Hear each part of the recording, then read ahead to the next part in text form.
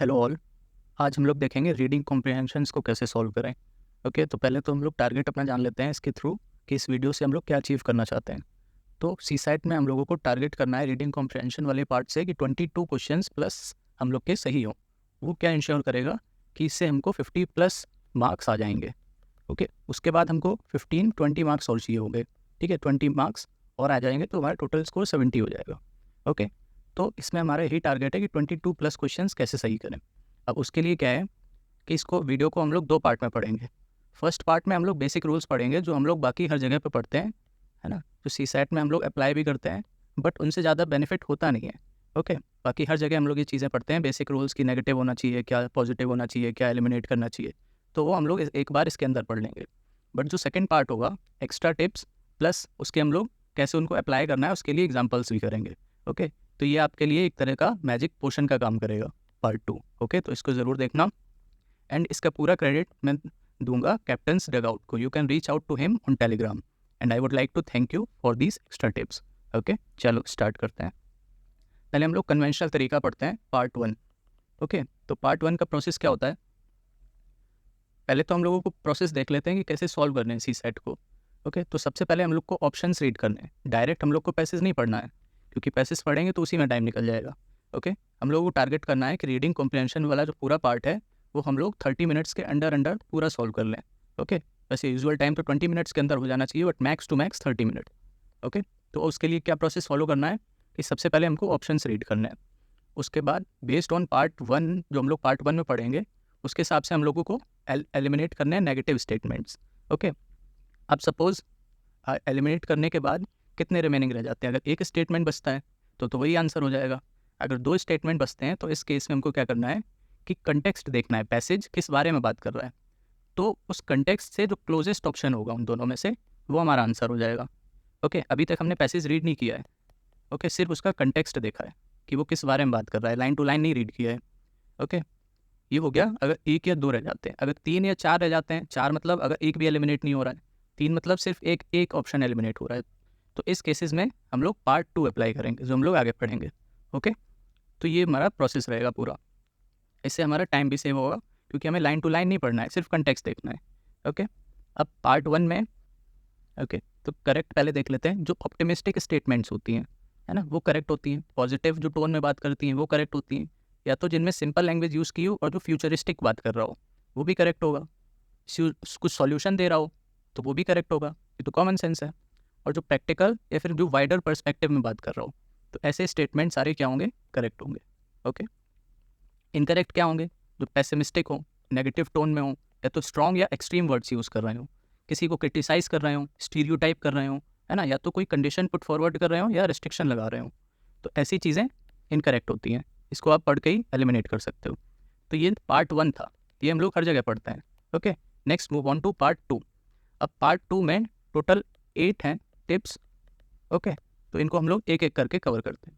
जैसे कि पहला क्या है, whenever they put question mark that government or any body is not capable to do this, मतलब अगर बोलें कि कोई बॉडी या फिर गवर्नमेंट कैपेबल नहीं है ओके ये काम करने के लिए, तो ऐसी स्टेटमेंट्स हमेशा इनकरेक्ट होती है। इनको पहचानेंगे कैसे कि वो कैपेबिलिटी में बात कर रहे हैं, तो उस पर नॉट कॉम्पैटिबल लिखा होगा।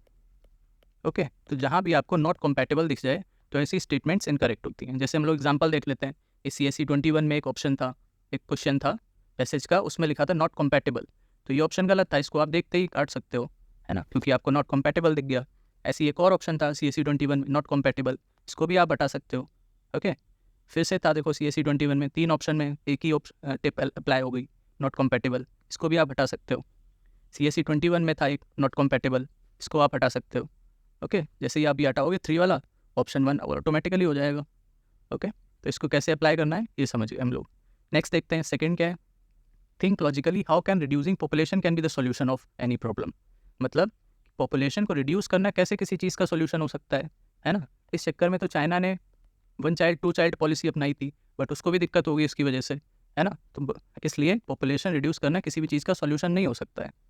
तो जहाँ पे ये बात कर दे कि पॉपुलेशन रिड्यूस करना है तो ऐसी स्टेटमेंट्स इनकरेक्ट होंगी। ओके, एग्जाम्पल देख लेते हैं। CSE 21 2020 में था urgent need to limit population, incorrect. Okay, इसमें देखो CSE 21 ever increasing population density is a hindrance, वही पॉपुलेशन पे क्वेश्चन कर रहा है, बोल रहा है कि पॉपुलेशन हिंड्रेंस है, तो ये इनकरेक्ट हो जाएगा। Okay, CSE 2018 limit human population, again incorrect, है ना। वैसे ही CSE 2018 में देख लो, control its rapid population growth, फिर से वही चीज़ बोल रहा है, इसको हम देखते ही काट देंगे। ओके, 2017 में देख लो, must control its population growth, फिर से वही चीज़, देखते ही काट देंगे। ठीक है, तो ऐसे काटे जाते हैं, एलिमिनेट किए जाते हैं ऑप्शंस। ओके, इसमें आपको चेक करने की ज़रूरत ही नहीं पॉजिटिव है नेगेटिव है क्या है। ओके, सिंपल कीवर्ड्स पकड़ो, पॉपुलेशन ग्रोथ लिमिट करने की बात कर रहा है तो गलत हो गया।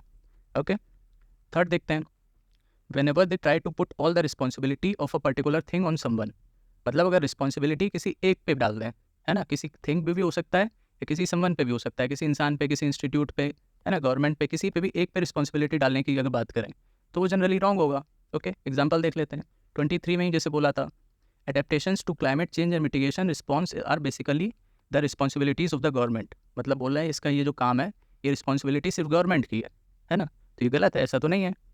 21 में देख लेते हैं, इसमें ही बोला है responsibility of the education system, education system की पूरी रिस्पॉन्सिबिलिटी है ना, तो ये भी गलत होगा। रिस्पॉन्सिबिलिटी सिर्फ एजुकेशन सिस्टम की कैसे हो सकती है, बहुत चीज़ों पे डिपेंड करता है। अब क्वेश्चन क्या कह रहा है हमने वो भी नहीं पढ़ा, हमने सिर्फ ये देखा और हटा दिया। ओके, तो ऐसे टाइम सेव होता है सीसाइट में।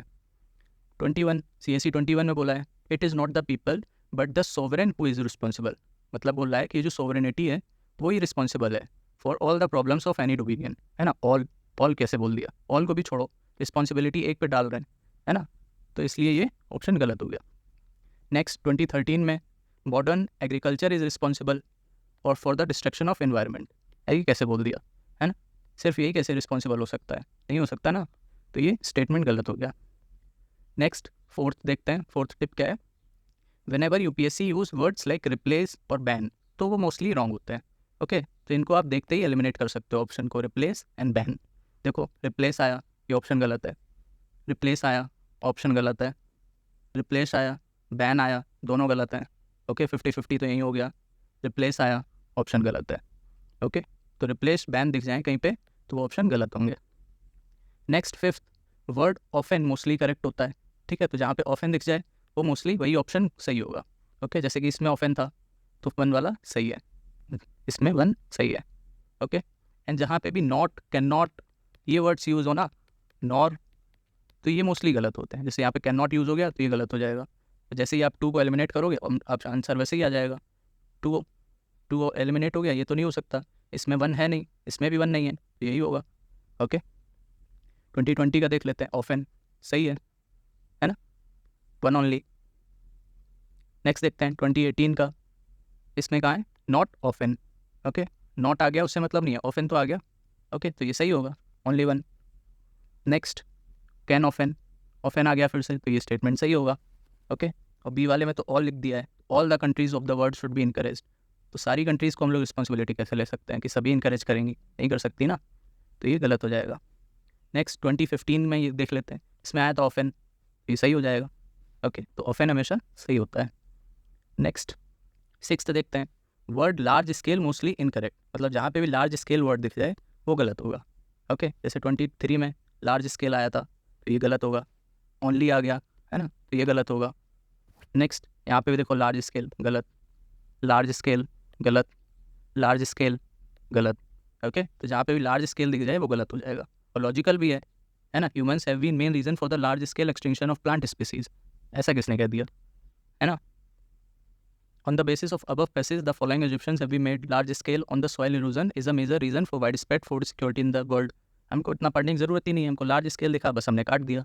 ओके, नेक्स्ट लार्ज स्केल दिखा काट दिया। ओके, नेक्स्ट देखते हैं 7th, word across the world और कंट्री, ये मोस्टली इनकरेक्ट होते हैं। जहाँ पे भी अक्रॉस द वर्ल्ड या फिर अक्रॉस द कंट्री दिख जाए, अक्रॉस द ग्लोब वही मतलब है, world, country, globe, nation, state. Okay, तो अक्रॉस द ग्लोब गलत है, अराउंड द वर्ल्ड गलत है। लॉजिकल भी है कि मतलब आप पूरे ग्लोब में कैसे कोई चीज़ कर सकते हो, है ना, अराउंड द वर्ल्ड कैसे कर सकते हो, किस बेसिस पे कह सकते हो आप, है ना। अक्रॉस द कंट्री गलत, अक्रॉस लार्ज एरियाज गलत, अक्रॉस द कंट्री गलत। ओके, इसमें भी देखो अक्रॉस द वर्ल्ड, ये स्टेटमेंट गलत। ओके, नेक्स्ट है 8, इसमें क्या है, सफिशिएंट इनकरेक्ट होता है, and sufficient in negative tone में अगर बात करें तो वो गलत सही होगा। ओके, मतलब ऐसे लिखाओ नॉट सफिशिएंट, है ना, या फिर नॉट सफिशिएंट, तो ये नेगेटिव टोन में हो गया। ओके, तो ये सही होगा, बट अगर सिर्फ सफिशिएंट लिखा है तो वो इनकरेक्ट होगा। ओके, समझ गए? चलो इसका एप्लीकेशन देखते हैं। सिर्फ सफिशिएंट लिखा है, गलत होगा। फिर सिर्फ सफिशिएंट लिखा है, गलत होगा। आर नॉट सफिशिएंट लिखा है, सही होगा। ओके, यहाँ पे देखो सफिशिएंट लिखा है सिर्फ, गलत होगा। ओके, नेक्स्ट, नॉट लगा दिया सफिशिएंट के आगे, सही होगा। ओके, नॉट लगा दिया सफिशिएंट के आगे, सही होगा। ओके, सफिशिएंट ओनली सफिशिएंट है, नॉट नहीं लगाए तो गलत हो जाएगा। ओके, तो ये थे टोटल 8 टिप्स। अगर आपको ये यूज़फुल लगे तो लाइक एंड शेयर कर देना, एंड टेलीग्राम ज्वाइन कर लेना, उसमें मैं ये PDF प्रोवाइड कर दूंगा, एंड कैप्टन्स डगआउट का भी चैनल सब्सक्राइब कर लेना। Okay, thank you.